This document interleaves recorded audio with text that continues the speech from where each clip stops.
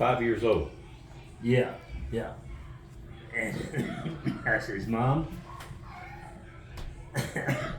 how do I get Jesus into my heart? She says, well, you open up your heart, you let him in. Now she's cutting this bread. The sharp knife. Yeah. I looked at it right here, and I remember this like it was last night. I looked at my breast and I thought to myself, well, I'm gonna wait till I get a little older and braver before I cut my heart off.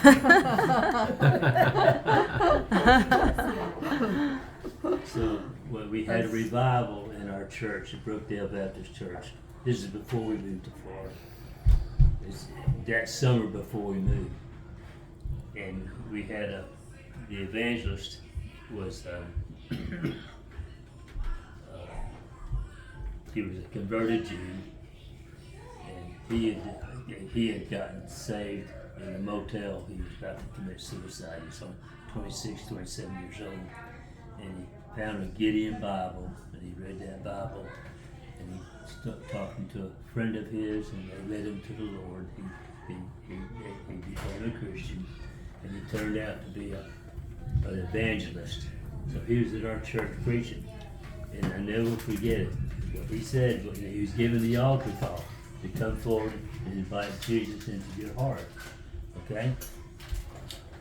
He says, now there's no way I was going to walk down that aisle because my dad was a preacher. Okay?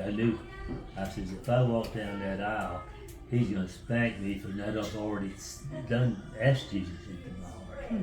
Mm-hmm. So, and I will never, he says, now, if you don't want to walk down the aisle, when you get home tonight, you kneel by your bed and you ask Jesus to forgive you your sins and to come into your heart.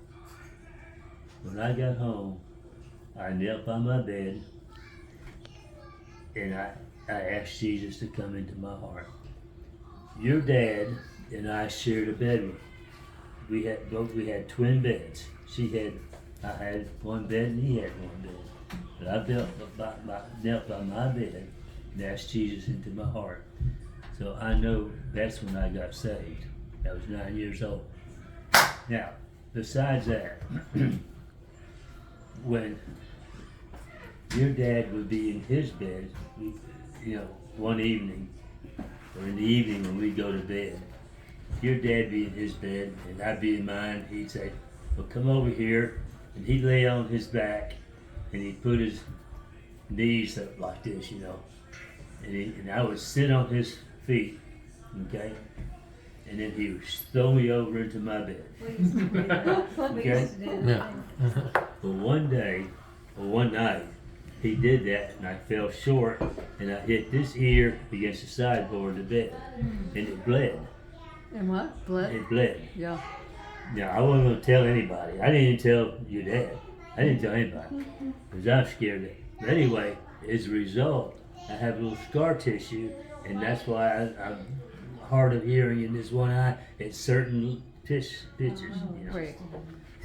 And I found that out. Of course, at the time, I didn't know it was going to be hard of hearing.